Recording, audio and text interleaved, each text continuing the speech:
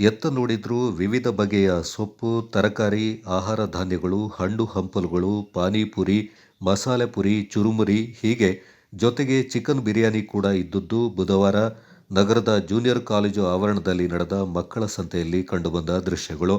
ಜಿಲ್ಲಾ ಪಂಚಾಯಿತಿ, ಶಾಲಾ ಶಿಕ್ಷಣ ಇಲಾಖೆ, ಸಮಗ್ರ ಶಿಕ್ಷಣ, ಸರ್ಕಾರಿ ಪಿಎಂ ಶ್ರೀ ಹಿರಿಯ ಪ್ರಾಥಮಿಕ ಶಾಲೆ ವತಿಯಿಂದ ಬುಧವಾರ ಮಕ್ಕಳ ಸಂತೆ ಕಾರ್ಯಕ್ರಮ ನಡೆಯಿತು. ಸುಮಾರು 70ಕ್ಕೂ ಹೆಚ್ಚು ಮಕ್ಕಳು ಮಕ್ಕಳ ಸಂತೆಯಲ್ಲಿ ಪಾಲ್ಗೊಂಡು ಗಮನ ಸೆಳೆದರು.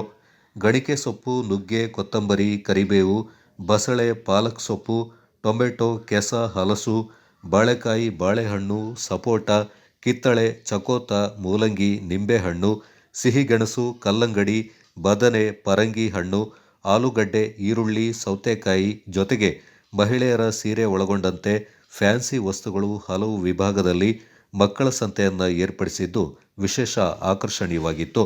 ಬನ್ನಿ ಸಾರ್ 10 ರೂಪಾಯಿ, 20 ರೂಪಾಯಿ, 30 ರೂಪಾಯಿ ಬನ್ನಿ ಸಾರ್ ಸಂತೆ ವ್ಯಾಪಾರ ಮಾಡಿ ಅಂತ ವಿದ್ಯಾರ್ಥಿಗಳು ಆಹ್ವಾನಿಸುತ್ತಿದ್ದ ದೃಶ್ಯ ಕಂಡುಬಂತು.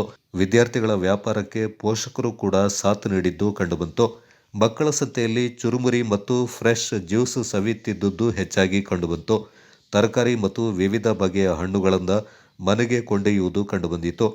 ನಗರದ ಪಿಎಂ ಶ್ರೀ ಮಾದರಿ ಸರ್ಕಾರಿ ಹಿರಿಯ ಪ್ರಾಥಮಿಕ ಶಾಲೆ ವತಿಯಿಂದ ಇದೇ ಮೊದಲ ಬಾರಿಗೆ ಶಾಲೆ ಆವರಣದಲ್ಲಿ ಮಕ್ಕಳ ಸಂತೆ ನಡೆಸಿದ್ದು ವಿಶೇಷವಾಗಿತ್ತು.